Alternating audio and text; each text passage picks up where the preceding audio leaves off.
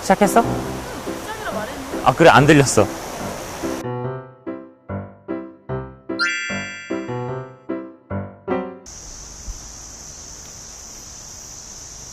네, 여러분 안녕하세요. 절턱날치기 프로젝트 저절로 간다. 네, 홍위키입니다.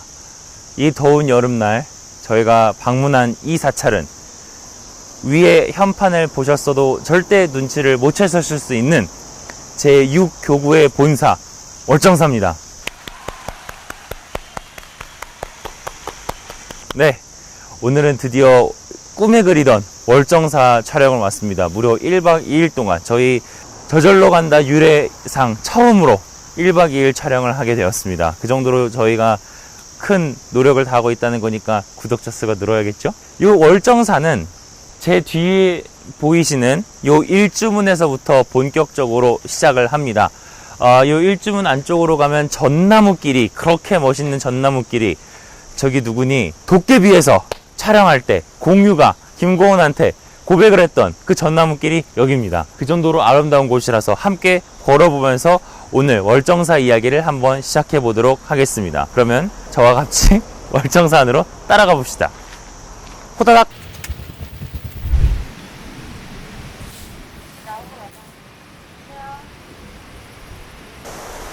네, 제 뒤로 보이시는 게 바로 이 오대산 자락을 이루고 있는 계곡입니다. 근데 이 계곡은 굉장히 나름 의미가 있어요.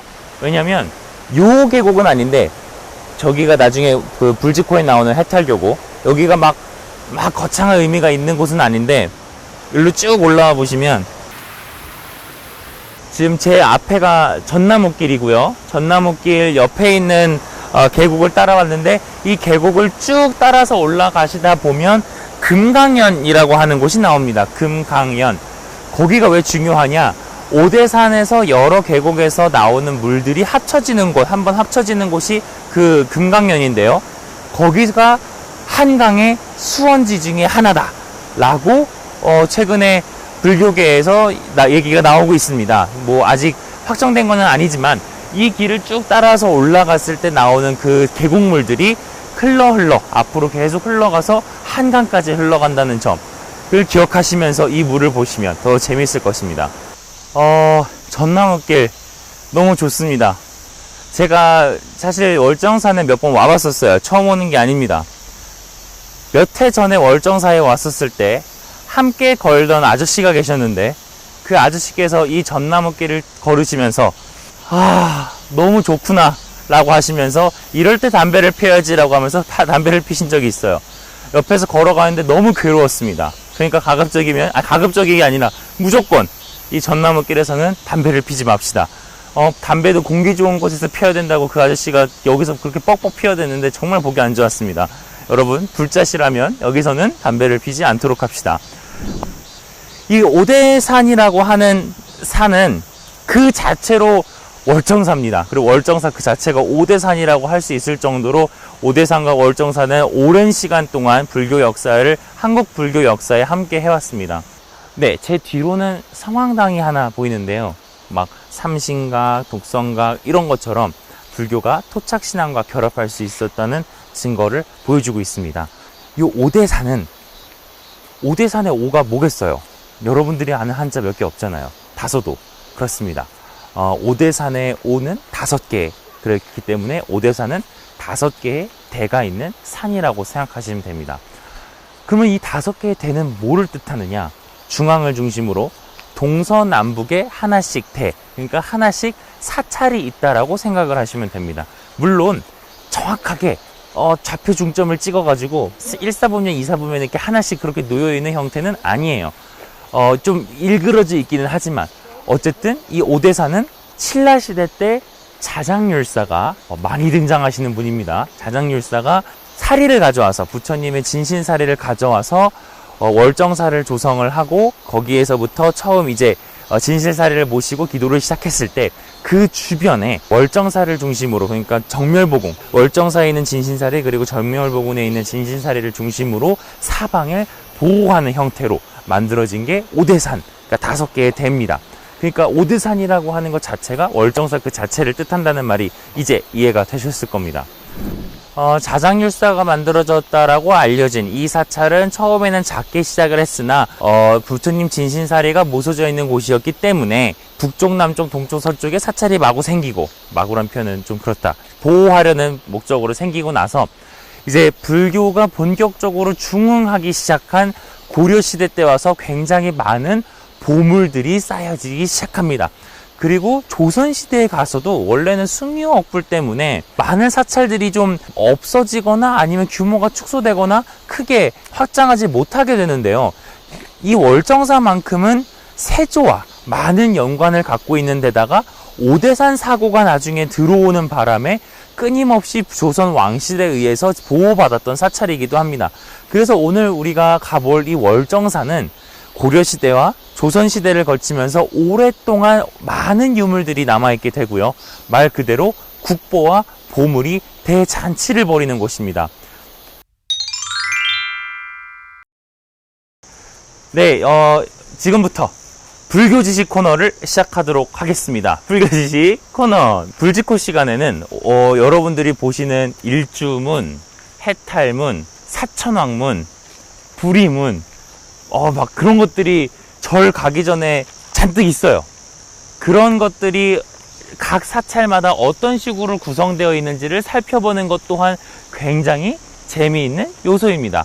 자, 그러면 여기는 아까 저희가 아까 전에 촬영을 했던 일주문입니다. 여기서 안으로 들어가는 모습을 보셨을 텐데요. 사실 이 절은 전나무길로 들어가게 되면 요 다리를 건너지 못하게 됩니다. 근데 요 뒤에 있는 다리는 해탈교기 때문에 원래는 일주문을 들어가면서 해탈문을 지나거나 해탈교를 지나도록 되어 있어야 되는데 하나는 차량이, 하나는 인도로 걸어가게 되어 있습니다. 여기는 해탈교라고 되어 있는데요. 보통은 일주문 같은 경우에는 문으로 되어 있고 사천왕문 같은 경우에는 보통은 문으로 되어 있습니다만 그 중간에 금강문이나 금강문이나 해탈문 같은 경우에는 이렇게 다리로 대신하기도 합니다. 그래서 여기 지나실 때 이 다리가 해탈교라는 거, 그리고 더 올라가시면 금강교까지 자리하고 있다는 거를 눈여겨보시면 어떤 식으로 구성이 되어 있는지 알 수 있을 겁니다. 네, 뒤에 보면 계곡이 나왔습니다. 장마 기간에 비가 굉장히 많이 와서 물이 꽤 많습니다. 요 장마 비와 관련돼서 월정사에서 좀 안타까운 일이 있었는데요. 그거는 영상을 계속 보시면 아마 소개가 될 겁니다. 제 뒤로는 지금 안 보이는데 영상으로 나갈 겁니다. 사람들이 많아가지고 일부러 피해서 찍고 있습니다. 여기에는 사천왕문이 있는데 사천왕문을 나서면 이제 사실상 사찰이 시작된다라고 보시면 됩니다. 그러면 이제 사천왕문이 도대체 무슨 역할을 하느냐, 이걸 또 설명하려면 또 2박 3일 정도가 걸려요. 네, 사천왕문은 말 그대로 4명의 천왕이 지키고 있는 문입니다. 이 사천왕문에 대해서는 예전 겨울에 조계사편에서 말씀을 드렸습니다. 그러면 이렇게 질문을 바꿔보죠. 사천왕들은 도대체 어디에 사는 친구들일까요? 이거를 알려면 어느 정도 기본적인 불교의 세계관에 대해서 조금 말씀드릴 필요가 있습니다. 오늘 불교지식 코너에서는 이 불교의 세계관을 잠깐 소개해 드리도록 하겠습니다. 불교에서의 세계관은 크게 3가지의 영역으로 나뉘어져 있습니다. 가장 밑에가 6개, 중간이 3개, 그리고 그 위에가 무색계입니다. 6개, 3개, 무색계, 이렇게 3가지 등급으로 나뉘어져 있는 상태에서 맨 마지막 6개는 아수라와 지옥, 그리고 이제 아귀들이 살고 있는 밑에 공간이 있고, 그 다음에 축생, 인간, 그리고 하늘의 공간, 천의 공간이 있습니다. 이렇게 6개가 다시 한번 6개로 나뉘게 됐습니다. 그리고 그 6개의 저기야들 중에 맨 위에 있었던 그 천도 다시 한번 6개의 천으로 나뉘게 됩니다. 여기서의 천은 하늘입니다. 스카이, 헤븐, 사우전드가 아니라. 그런데 그 6번째, 6개의 6번째 천을 다시 6개로 늘려서 1, 2, 3, 4, 5, 6천으로 했을 때 1천과 2천이 수미산, 그리고 3, 4, 5, 6천은 수미산보다 위에 있게 됩니다. 그 중에 2천을 도리천이라고 부릅니다. 여러분들이 많이 들어봤을 그 도리천이에요. 그 도리천에는 거기서부터 밑으로 해서 요괴의 나머지 밑에 부분들을 관장하고 있는, 특히 인간 세상을 관장하고 있는 제석천이 거기 자리하고 있습니다.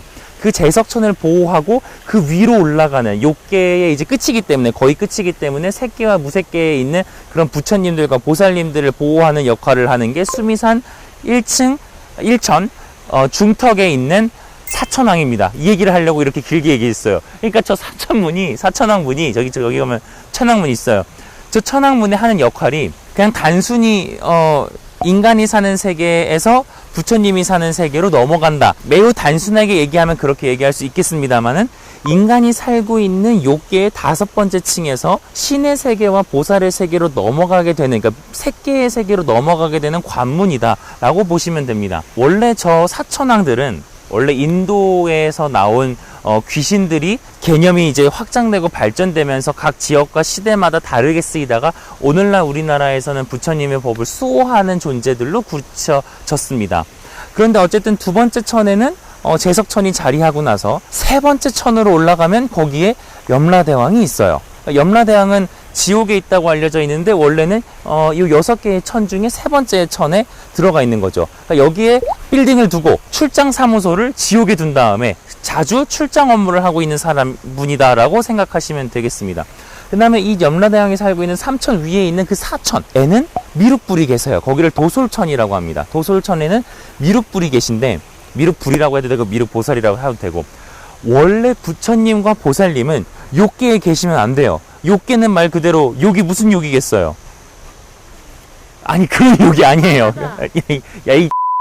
그런 욕이 아니고요. 그런 욕이 아니고요. 욕망하는, 욕심이 있는 곳입니다. 그게 새끼로 올라가면 욕망은 없어졌으나 아직 희미하게 그런 생각이 남아있는 게 새끼고, 그 위로 하나 더 올라가는 무새끼쯤에 가서야, 무새끼쯤에 올라가서야 완전히 해탈의 경지에 이르렀다고 할 수 있단 말이에요. 그래서 부처님들과 보살님들은 원래 다 무새끼에 몰려서 계십니다. 그런데 왜 미륵보살은 왜 이렇게 밑으로 욕계로 내려와 있느냐? 좀 있으면 떠날 분이기 때문에 그래요. 이론상. 그러니까 좀 있으면 인간 세상으로 내려와서 구원을 해주셔야 되기 때문에 저 위에서 내려오시려면 시간이 오래 걸리잖아요. 그래서 미리 내려와 계신 겁니다. 그러면 여기서 여러분들이 하나 생각해야 될 거는, 역시 불교는 인도에서 유래돼서 너무 복잡해. 신도 너무 많고 세상도 너무 넓고, 무엇은 이렇게 이게 또 새끼하고 무섭게가 무새끼 이렇게 하나로 퉁쳐져 있는 게 아니라 그것도 여러 개로 세분화되어 있단 말이에요. 왜 그렇게 세계가 많고, 왜 그렇게 신들이 많고, 왜 그렇게 다 나뉘어져 있는 걸까요? 그게 무슨 뜻일까요? 자, 이거를 다른 종교와 비교를 해보면, 특히 크리스트교와 비교를 해보면 거기에는 연옥이란 개념이 들어오기 전까지는 지옥과 천국 2가지밖에 없었습니다. 원래는 천국만 있다가 그 다음에 지옥이 생기고 그 다음에 연옥이란 개념이 들어갔죠. 그리고 지옥을 세분화하긴 했으나 그 지옥을 세분화한 것은 벌을 받아야 될 나쁜 짓을 한 정도지, 그러니까 처벌의 강도를 얘기한 거였죠. 그리고 나서 천국을 그러니까 천국을 나누지는 않았습니다. 천국은 나눌 필요가 없기 때문이었죠. 그런데 불교에서는 이 새끼와 무새끼가 천국의 개념이 아니라 깨달음이 어디까지에 이르러나 그 과정의 개념입니다. 때문에 욕계에서부터 벗어나서 새끼에 접어들고 새끼에서부터 무새끼로 올라가서 그 안에서 다시 한번 층이 나뉘어 올라간다는 거는 그 사람의 수행 정도를 평가할 수 있는 단계라고 보시면 됩니다. 그러니까 그런 세상이 어딨어, 하늘에 그런 게 어딨어, 다 구름밖에 없잖아, 우주 아니야, 이렇게 생각하시기보다 그 가운데 단계 하나가 이 사람이 어느 경지에 이르렀구나를 설명하는 그런 단계구나라고 생각하시면 됩니다. 여기 한 가지만 더 얘기 드리자면, 여러분들이 가끔 이렇게 기도를 하실 때 33천 대천세계라는 표현을 쓰십니다. 33천이면 33,000냐, 그러니까 33,000이냐, 그 뜻이 아니라 33개의 하늘이란 뜻입니다. 요 33개의 하늘이 아까 그 제석천이 있던 도리천을 얘기합니다. 도리천에는 가운데 중앙에 하나의 천이 있고 4개의 방위에 각각 8개의 하늘이 있다고 봅니다. 그래서 81, 82, 83, 84, 그래서 48, 32에 중앙까지 합쳐서 총 32 플러스 1, 33개의 하늘이 도리천에 자리하고 있다고 얘기합니다. 33천이라고 하면 도리천이 그렇게 나뉘어져 있고 제석천이 다스리고 있는 공간이다 라고 보시면 되겠습니다. 요 찹을 보면 개수가 9개입니다. 저기 뒤에 보이는 거는 석조 보살 좌상입니다. 그럼 원래 탑이 있으면 그 앞에가 보통은 대웅전이 있어야 돼요. 그게 맞는데,